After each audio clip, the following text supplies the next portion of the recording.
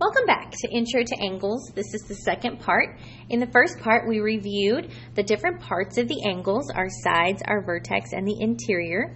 And we talked about the appropriate ways to name angles, when you can use one letter, and when you have to use 3 letters. Remember, it's always appropriate to use 3 letters. Okay? Today we're going to look at measuring and classifying those angles. So when we measure an angle, we're going to use a protractor. And during sync time, we'll show you how to use the protractor that comes with the video. I just realized it probably sounded like I said a bad word there with that beep. That was the school bell. It's the end of 6th period. All right, so we're going to show you how to use the online protractor that comes with Schoology during the sync time. Okay? Maybe we'll also make a video to put in your resource folder. Okay? So it's a 3-step process.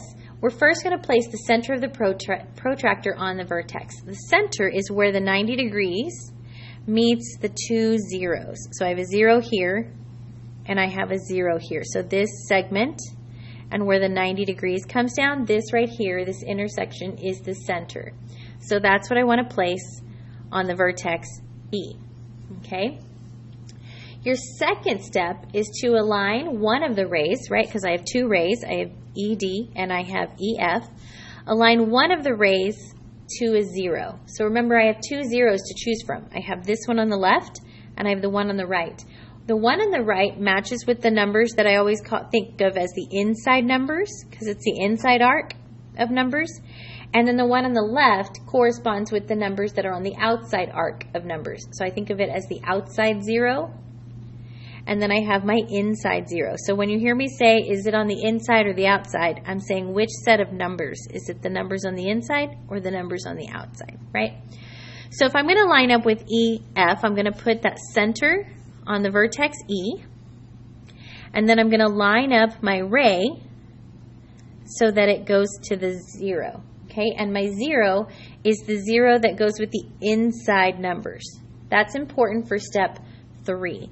Because when I look at step 3, it says to look at the other ray, so not the one that's going to 0, but the other ray, and the corresponding number it points to. So when I zoom in so we can see that number, because they're real small, that number points to 2, or that ray points to 2 numbers. First it lands here between the 50 and the 60, and then if I keep going it lands between the 130 and the 120. Okay, so which one is it? Between 50 and 60 or between 130 and 120? Well, remember the 0 here is on the inside set of numbers. So that means we're going to be looking at the inside. So this ray is falling right between 50 and 60. So right exactly halfway between 50 and 60 is going to be 55 degrees. Okay? If I would have used the other ray, if I would have turned so that my center was on E, but I pointed this ray to this 0, okay, then since this 0 corresponds with the outside arc of numbers, I would be looking at the outside arc of numbers. And when I line up, you'll see when I look at the outside arc of numbers, again, it goes to 120 and 130 on the inside, and on the outside this time between 50 and 60, and it's right in between the 50 and the 60, so I can tell it's still 55 degrees. So we use the numbers that match the position of the 0 on the side we're working with. So this is a 55 degree angle. Okay, here's how we write that. This is important to know. When we write our answer, we're going to put a little M in front of the name of the angle. So remember this angle, I can just call it angle E because its vertex is E and there's only the 2 lines or 2 rays coming out of it. It's good practice to remember to name it with 3 though, and I could call it angle DEF or angle FED. So that's the name of the angle. To say what its measure is, we put a little M in front of it, and that stands for measure of angle DEF equals, and then how big is it? It's 55 degrees. Okay, let's look at another example of that. So when I look at the next one that I have here, if I want to measure this angle, I'm going to put the center of my protractor at B, And then I'm going to line up either with the inside 0, or I could rotate it and I could line up with the outside 0, either one. I like to kind of keep my protractor as up straight as possible, just because for me that's a little bit easier. And when I do this, and I line up nice and neatly, and I zoom in, so my eyeballs, because my eyeballs are a little older than yours, they can see. This one, it looks like it's a little bit blurry of a line, but it looks like it's not quite making it all the way to the edge there. Okay, so it's not quite between the 110 and the 120. It's not exactly halfway between. So it's a little bit off. So if we want to try to be as exact as possible, we can say, okay, I know because the 0 is on the inside arc of numbers, I'm using the inside arc of numbers. So I know really this is going to be 110. When I come out here, this is 110. And then I can count how many little marks does it go over. So that's 111, 112, 113, so 114. It doesn't quite make it to the halfway mark at 115. So I would say this is 114 degrees.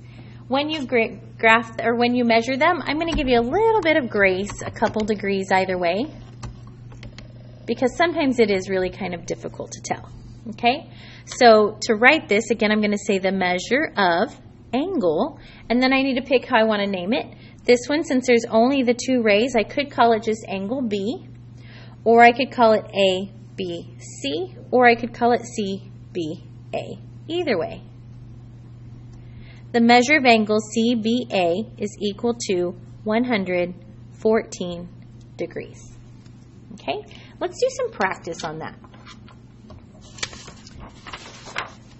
Before we get to the practice, I did want to discuss classifying angles. And these you've already seen before. You should already know that an acute angle is less than 90. When we get to high school, we also think of it as greater than 0 because we don't have negative angles. So anything between 0 and 90, you can't equal 0, you can't equal 90. So anything bigger than 0 but smaller than 90 is an acute angle. A right angle is anything exactly equal to 90. An obtuse angle is between 90 and 180. So before this year, we've always just said, oh, obtuse is bigger than 90. But now we're also going to think of it as less than 180 degrees. Okay, so between 90, bigger than 90, but smaller than 180 is an obtuse angle. Because now we're going to add on what's called a straight angle. And a straight angle is exactly 180 degrees. And the reason it's called a straight angle is because when you see it, it is a straight line, right? That makes 180 degrees. Anytime you have a line, this is going to be, on one side of it, 180 degrees. So we call that a straight angle, okay? And then a reflex angle is bigger than 180, bigger than your straight line, but less than 360. So when you're looking at a normal angle, the reflex angle is like the back side of the angle. And you need to think, if I looked at the whole circle, that would be 360. So it's the whole circle minus the normal side of the angle we're used to working with. Okay? So in the next video, we're going to practice all three. We're going to practice naming angles, classifying angles, and measuring angles. So all three. We're going to name them, we're going to measure them so that we can classify them. Okay? Thank you for watching.